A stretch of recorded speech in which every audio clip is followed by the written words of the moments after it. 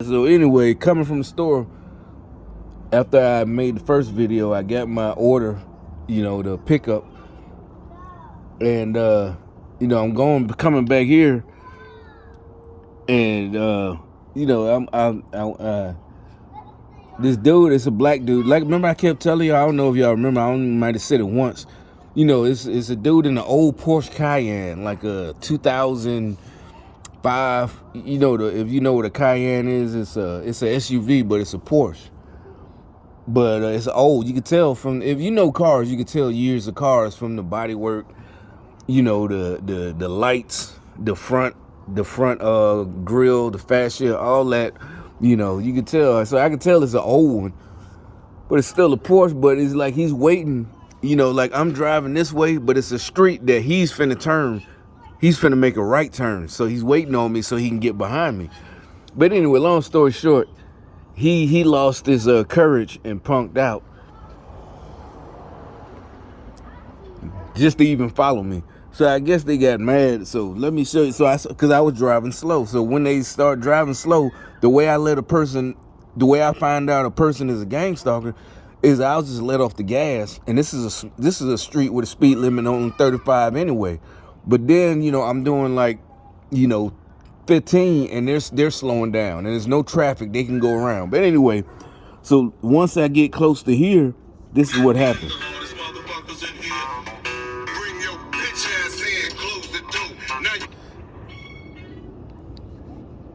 Let me rewind that shit. Yeah, I'm sitting here waiting. Now, can you see it might be too much sun?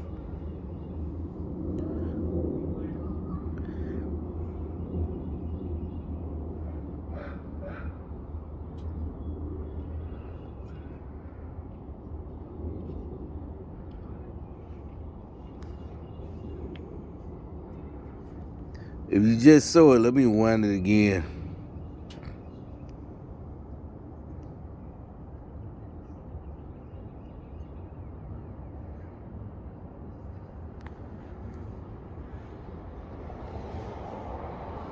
I hear this guy come. Now, I didn't see him till a little bit, but he gets out. Now, you can't tell, but that guy, if I wouldn't have stepped on the gas just a little bit faster, he was doing about 50 or 60. He would have flipped me over. And he came, the reason I bring it up, because I saw him get out of his lane and go around the other car in front of him to speed up. Either way, it was his fault. It would have been his fault because he was speeding. There's no way. And I got this footage that would have showed that he came around his car. I think he's right there. Yeah, there he goes. And you're like, well, why did you? He was speeding. And like I said, he would have been in the wrong for going that fast. Obviously, there's no I turned in front of him, because now the car he went around hadn't even caught up yet.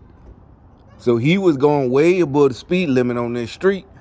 But the point is, you see, he had an old car. He wouldn't have had no insurance.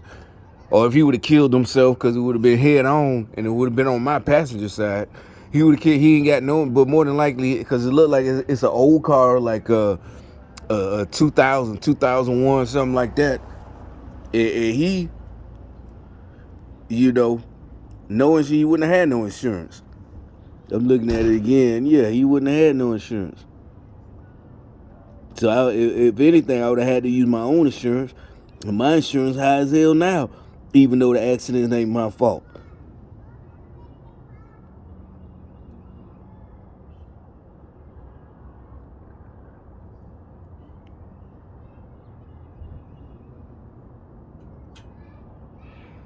Yeah, it's like because that's matter of fact, that's the right there is where they ran into me with the blue truck, the one I had last. That's right, that's the same spot. It's like they doing that shit, and the girl ain't had no insurance, none whatsoever. And my insurance is high. I'm like, but it's proved it was, the police report is her fault. They said it don't matter because you had to make a claim. Whatever they call it, uninsured motorist, your UN policy, That's the only thing I could do. It makes your insurance go up. They said, well, it don't matter if it was your fault. You had to make a claim, and you got three. The first time, another one, the same blue truck. The first time, I only had a couple of months. They ran into me again. But this girl, yeah, that's another thing. That girl, it was a young girl. Her dad paid for it because she had insurance. She was in BMW, but she was only 16. But she had insurance. Her dad, he came to the scene, but they paid for it. But that's what I'm saying. That it makes my insurance go up because I'm involved in it.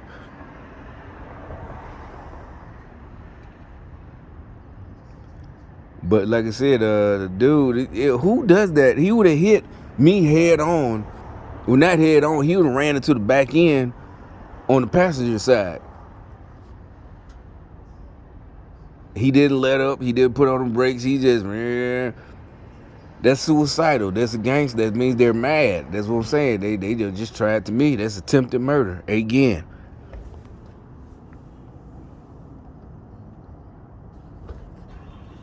That's what I'm telling these folks are nasty. They're evil. They want us to pay for their mistakes. The rest of us, if we are not, well, kids ain't mistakes, but whatever. The act was a mistake. The rest of us, we just do what we got to do. But the rest of them, they want everybody else, to suffer. They really don't just want money, because we picked ourselves up and kept going. We're supposed to agree with them that everything is racist and and they're getting, somebody's holding them back. And so they're mad at us because we don't agree. And it's like the rest of us, we didn't, like I said, they mad that we didn't just, do what we had to do and moved on. And it works. That's what you're supposed to do. You're supposed to pick yourself up. And so they mad. That's what I'm telling these folks are nasty. I don't know. We got to put them in deprogramming, put them in the hospital for however long it takes. But that's what I'm saying. That right there, the talk, it sounds like somebody like Hitler or something. That's not what I'm talking about. We want them to be able to be free and not be mad at other people. They're deprogramming. They want you to follow their orders and don't have no freedom. We want to deprogram them so they can be free, because they're not free. They don't want to do better. It's like, they purposely don't do good. It's like a kid in school who get bad grades and everybody knows he can do better, because they don't want to be called a nerd or a white boy. They're black and they don't want to get good grades. That's what and you got grown-ups like that. So that's what I'm talking about, deprogramming. They need to be deprogrammed so they can go out there and do for themselves, instead of acting like, oh, I can't do it. It's so much racism. I got to wait on food stamps, all this shit. And they can go out there, and we know for a fact, because we grew up, you can't lie to us. We didn't have silver spoons. We didn't have fancy houses and a whole bunch of money when we was kids.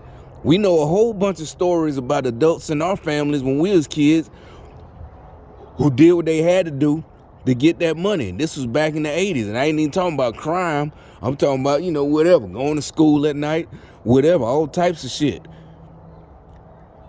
But back then, and I know stories where they tried to tell them, stay on welfare and don't go to school, even though the program allowed them to. They told them, no, don't do it. Don't waste your da-da-da-da. But instead now, they get to retire and da-da-da-da, and they the whole time they wasn't on welfare, all this and that.